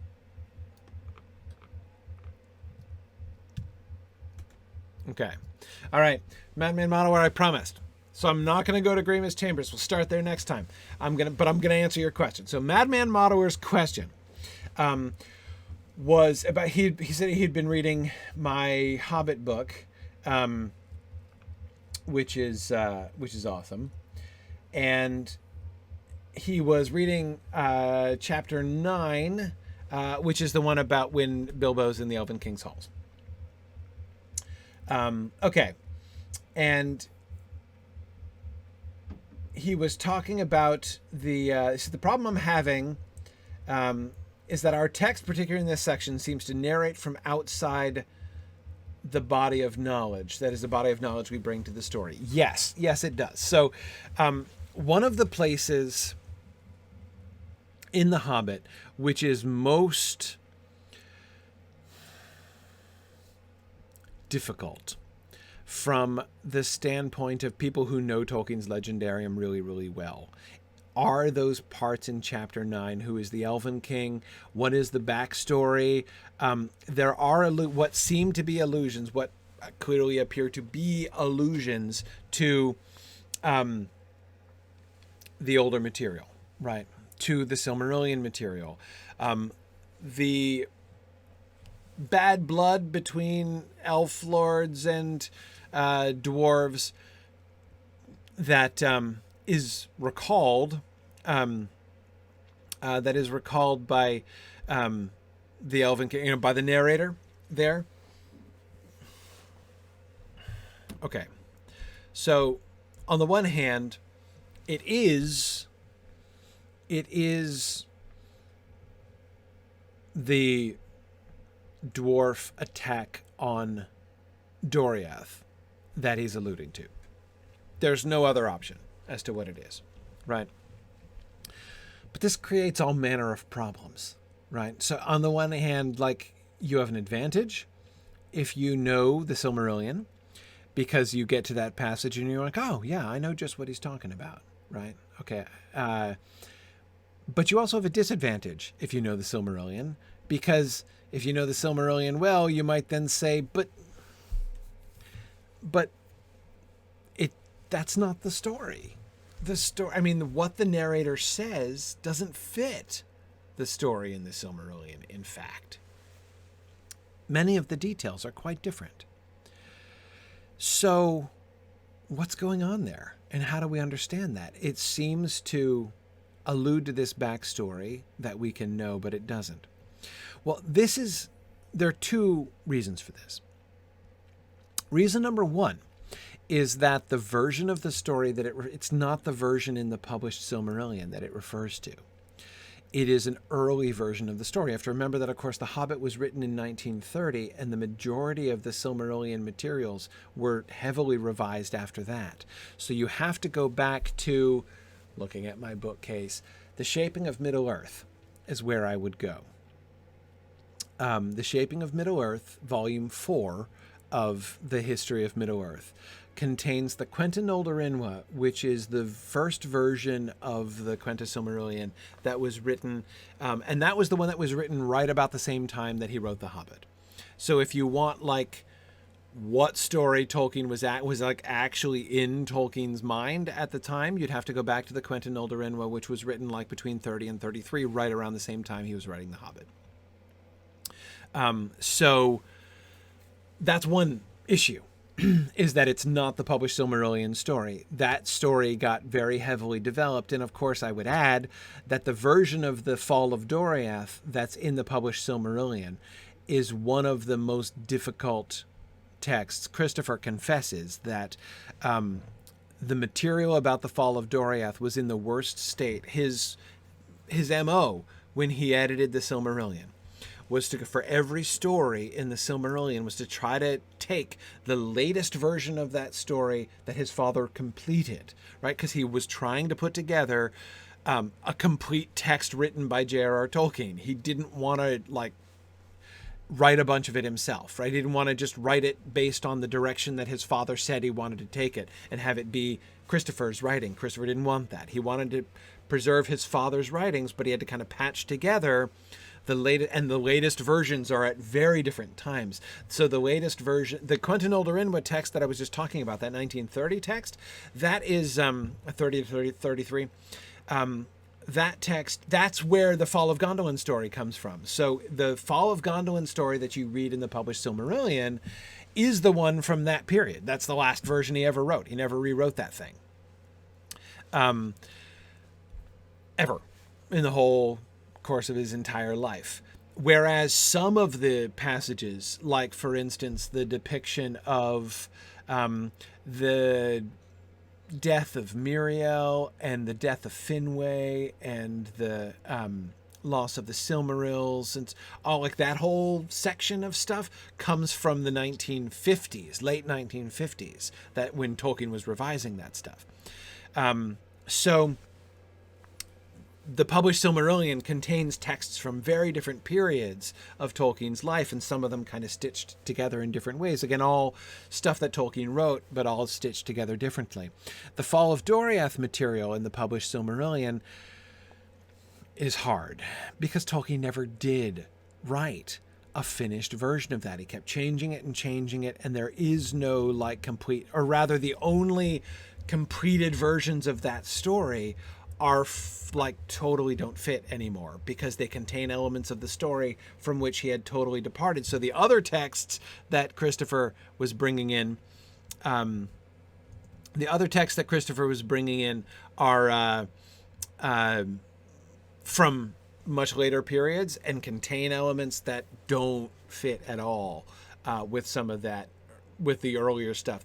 So he was in a tough place, and the manuscripts were, as he describes, in a horrible mess, trying to figure out what to do in the Fall of Doriath. So anyway, it's that. And yes, Phil, that is the part where he actually wrote not just a sentence, he wrote a speech. Thingol's speech. you know, how dare ye of uncouth race, right? That speech, the unwise speech that Thingol makes to the dwarves right before they kill him. Christopher wrote that speech, and worried about it. Phil, yeah, he did. He did not want to do that, but he had to. Like, again, it was clear that Tolkien wanted this, or at least that's what he, you know, concluded, but it didn't exist. Tolkien never wrote it. So anyway, that was hard. Anyway, okay. So that's one reason. That's one reason, Madman Modeler, why things don't, like the backstory that is alluded to here doesn't really seem to fit. But there's another reason why. And the other reason why is that we have to remember that The Hobbit is not written to be continuous. The Hobbit is a standalone fairy tale. It is recycling material from the Silmarillion, but it is not continuous with the Silmarillion. That is not how Tolkien wrote it. He had not yet done that. He had not yet decided that he was writing, a series of sort of modern romances, modern stories, not novels, but stories, which are connected with the world of his mythology. Those two things, there was still a firewall up in his mind between the ancient mythologies that he had written and this new fairy tale that he was writing. He was freely recycling from it, right? But the Hobbit is related to the Silmarillion material in exactly the same way that it's related to Beowulf. He borrowed elements from Beowulf, freely borrowed elements, especially, of course, the thief who steals the golden cup from the dragon's hoard. He freely borrowed elements from Beowulf and inserted them into the Hobbit, just as he freely borrowed elements, other elements of Norse mythology, like the dude who turns into a bear. I'm forgetting his name. What's his name? Begins with a B, but it's not Bjorn. I mean, the Norse guy. I know Bjorn is the name of the dude in The Hobbit, but no, there's a Bjarki. Is that his name? Anyway, there's a Norse legend about a dude who turns into a bear. Anyway, the point is that he Bothvar Bjarki. That's it. I thought I had half of it. Yeah. Bothvar Bjarki is in fact the guy I'm thinking of. So he freely borrows from these legends, right? These elements, like his favorite bits from these legends, and he works them into this fun fairy tale for kids that he's writing, right? And he's borrowing from his own Silmarillion material to the same extent and in the same way, right? It's in that way a source text for The Hobbit, just like Beowulf is a source text for The Hobbit, but it's not a continuous part of that same world. That's why when you look carefully, you'll notice that there are differences. And I pointed this, some of this out in my book. This is most notable to me in Rivendell, where the connections would seem to be most explicit. Elrond, right? The references to Gondolin, but it's actually the references to Gondolin that don't fit and don't work. There never were wars, plural, between the elves of Gondolin and the goblins. They never did hunt them in the hills around Gondolin. That didn't happen.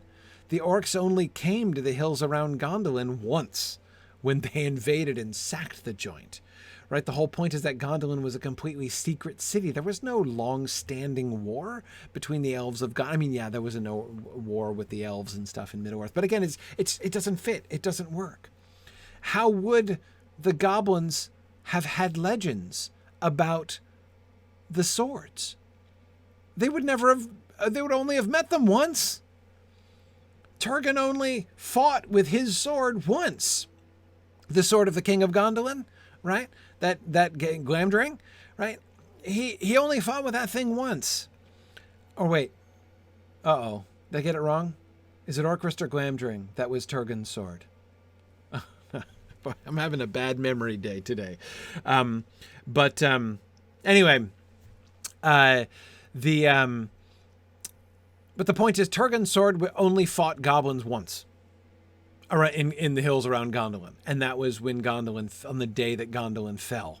Right? Maybe he performed such deeds with it that it was famous among the goblins forever after. But that's not the story in The Hobbit. That's not what it says. You know, it just doesn't fit.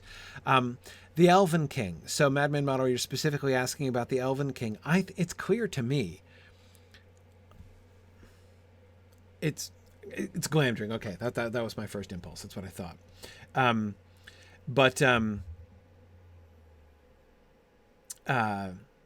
Anyway, so the details don't fit. The Elven King. The Elven King is Thingol. Recycled Thingol. Clearly recycled Thingol. He's never named, right? He's not Thranduil. He's never called Thranduil. And he's never called Thranduil for a good reason.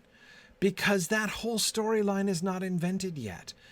The whole filling out of the world and the backstory, the relationship between the Third Age and the First Age, none of that exists in The Hobbit. None of it exists in The Hobbit.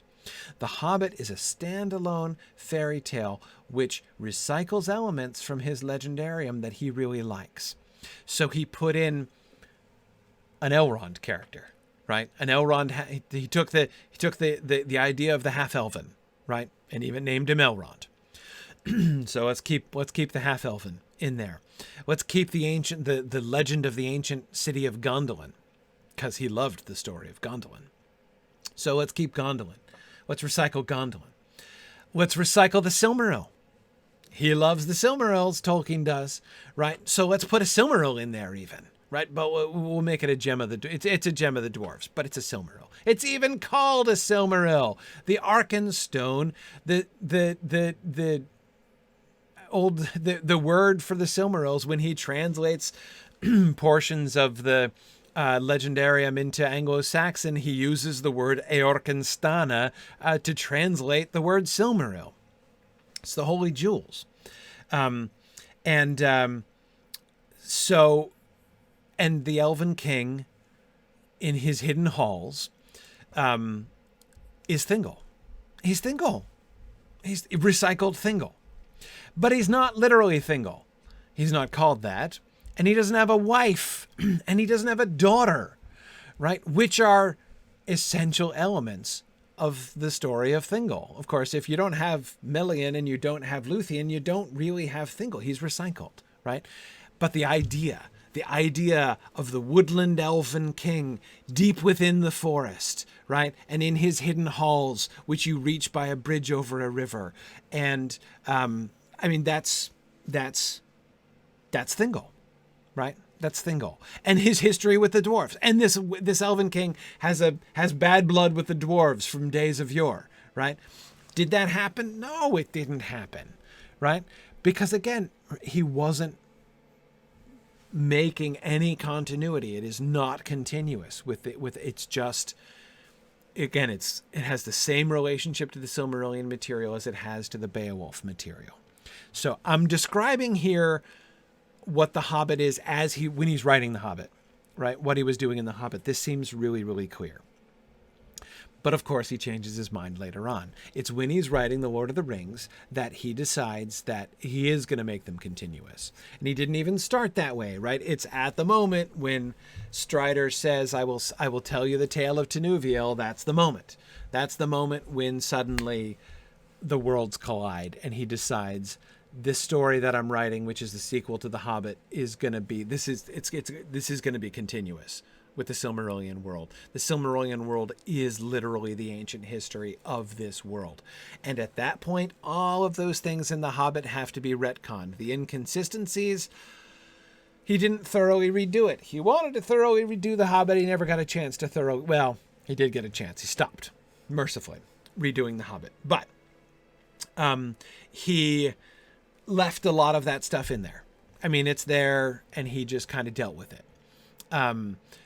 He changed some things that were really necessary, and things that especially set up Lord of the Rings stuff, like the mithril coat, for instance, which wasn't called a mithril coat because the concept of mithril didn't get invented until they got to Moria in the Lord of the Rings. But the mithril coat, of course, is a really important thing in the Lord of the Rings story. So he goes back and he adds the word mithril, and of course the changes to chapter 5. Anyway, this is why those passages in The Hobbit, when you know the Silmarillion and you know the Lord of the Rings, those passages in The Hobbit about the Elven King sound really strange, because they are in fact imperfectly retconned. Indeed, they're unretconned, right? They are the recycled legendarium that has not actually been retconned back into shape. Had Tolkien had his way, he'd have rewritten those passages in order to make them fit better with what is actually in the Silmarillion. Except, oh wait, he couldn't because he hadn't written that yet. He'd have first had to actually finish revising the story of Doriath before he'd be able to do that. So that was a bit of a snag in that process as well. But anyway, so it's complicated. So then that's when, of course, the Elven King becomes Thranduil, right? He gives him a new name and he gives him a different place. So now he's just a parallel to Thingol. He's not, in fact, Thingol, because, of course, Thingol is long dead. But, and that's why, of course, he doesn't have a famous wife and daughter and instead gets a son.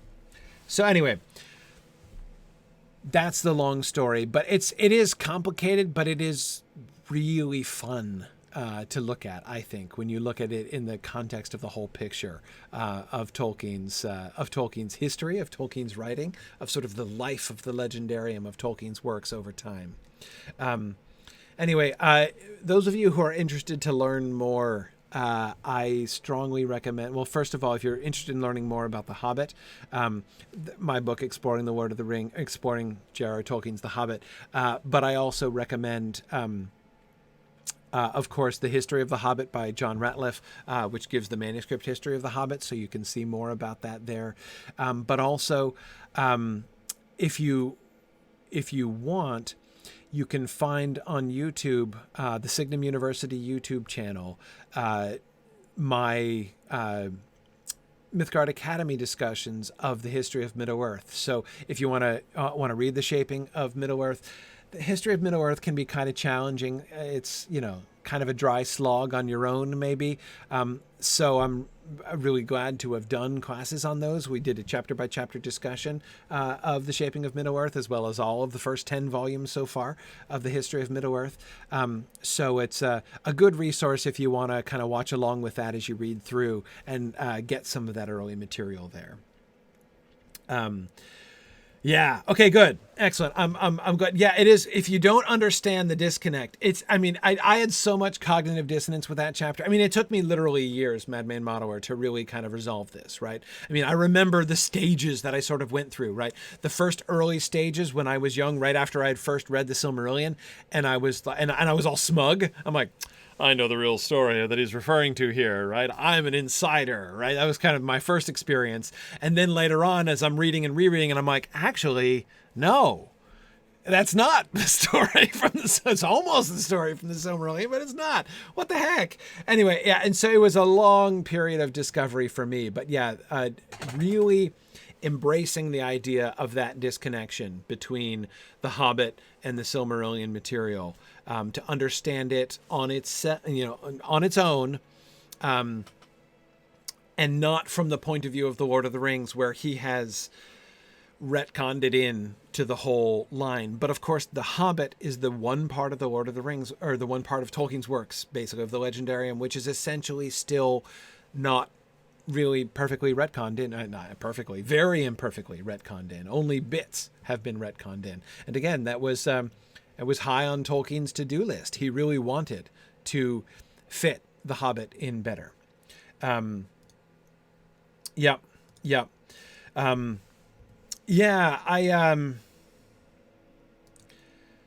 Yeah, I would like to set this out a little bit more explicitly, Madman Modeler.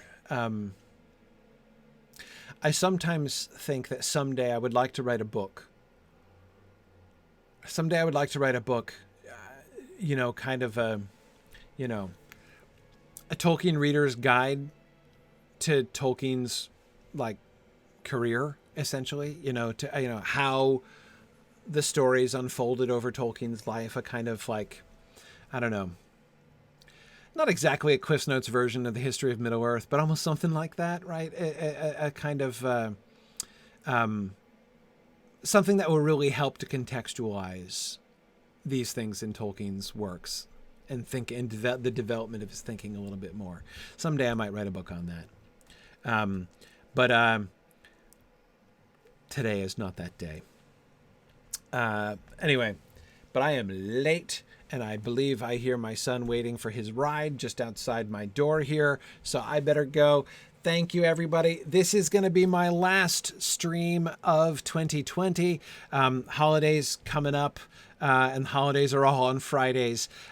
So I'm going to be off for the next 2 weeks, and then we'll be back on, I believe, the 7th of January for our first session of the new year, as Gryfflet will continue to resolve things here in Edoras. This is a wonderful spot geographically to end, right here on the steps of Meduseld. So thank you, everybody, for joining me. It's been another lovely year of Lotro streaming with you all, and I look forward to another in our adventures in the Eastham Net, and maybe get to Helm's Deep next year with Gryfflet. That would be great.